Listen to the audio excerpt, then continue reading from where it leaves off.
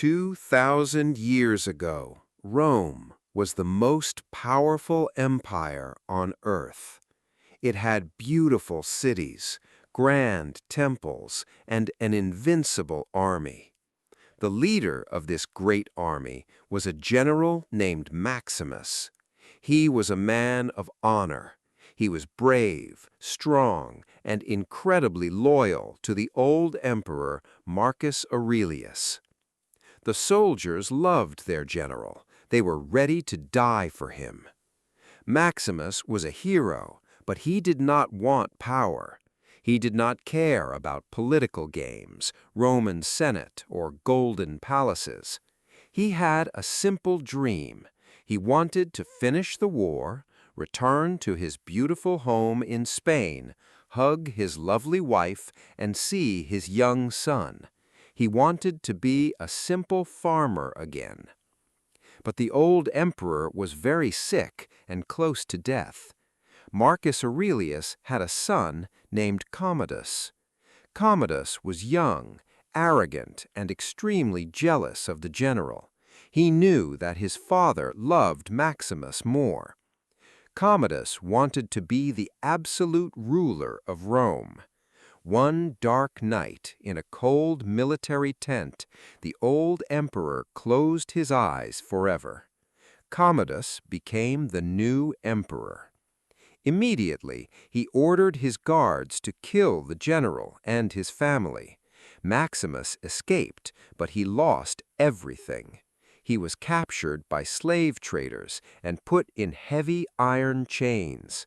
In one day, the greatest general of Rome became a nameless slave. The slave traders brought Maximus to North Africa, far away from Rome. The sun here was burning hot, and the sand was yellow and dry. A cruel man bought Maximus for a school of gladiators. In ancient Rome, a gladiator school was like a prison, but much worse. It was a place where men learned how to kill and how to die. The training was brutal. Every single day, from sunrise to sunset, the slaves fought each other with heavy wooden swords. If a man was weak, he died. If a man was strong, he became a weapon. Maximus did not want to fight for entertainment, but he wanted to live. He wanted to get his revenge on the cruel Emperor Commodus. Maximus did not use his real name because it was dangerous. People called him the Spaniard. On the hot sand of small provincial arenas, he showed no fear. He fought like a lion. His movements were fast, and his sword was deadly. Very soon he became the champion of North Africa. The crowds loved him because he was not just a killer, he was a leader. One day the owner of the school came to him with a big smile and said, "You are famous now. We are going to Rome. You are going to fight in the greatest place on earth, the Colosseum." Rome was a city of gold and blood. In the center of the city stood the Colosseum, a giant amphitheater for 50,000 people. The atmosphere inside was crazy. The noise of the crowd was like thunder. The people wanted to see death, and Emperor Commodus gave them exactly what they wanted. In reality, Emperor Commodus was a madman. He did not care about the Roman people or the economy. He spent all the empire's money on massive gladiatorial games. But Commodus did not just watch the fights from his golden throne. He wanted to be a gladiator himself. He believed that he was the son of the god Hercules.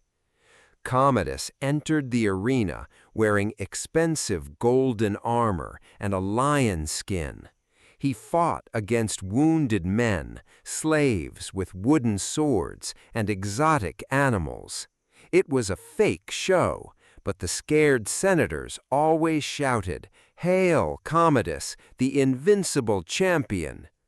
The emperor thought he was a god, but the people of Rome secretly hated him and laughed at his madness. They wanted a real hero, a true champion of the sand. The day arrived. Maximus and his gladiators entered the hot arena of the Colosseum. The crowd was screaming. Their opponents were the best fighters in the empire, driving fast war chariots with sharp blades. It looked like a death sentence for Maximus.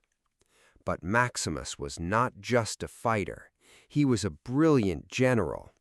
He shouted orders to his men, and they formed a strong wall of shields, just like the Roman army. With perfect strategy and absolute bravery, Maximus defeated the chariots and won the battle. The Colosseum went completely wild with joy.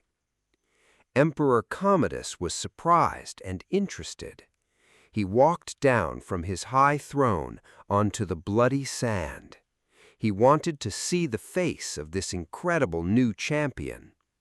Commodus stood in front of Maximus and said, "Identify yourself. Take off your helmet."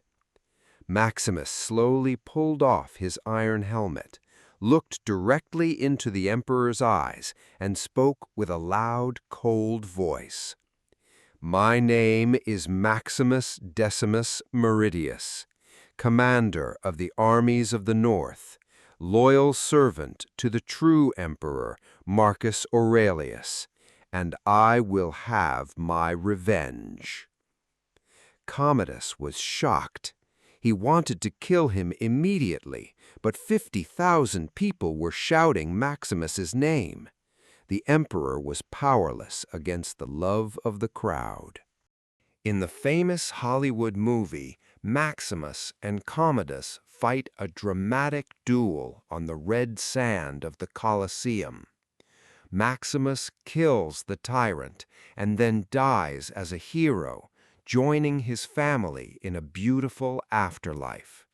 It is a fantastic and emotional story, but what is the real history? The real history is even more interesting. The character of Maximus was based on a real person, a strong Roman wrestler and gladiator named Narcissus. Emperor Commodus was indeed a dangerous madman who terrified Rome.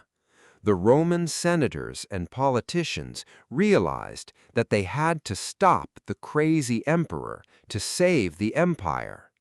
They paid Narcissus, the emperor's personal trainer and friend, to do the job. One quiet night, when Commodus was taking a bath in his luxurious palace, Narcissus entered the room.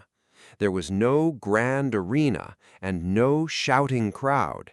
In the deep shadows of the golden bathroom, Narcissus attacked the tyrant and ended his life.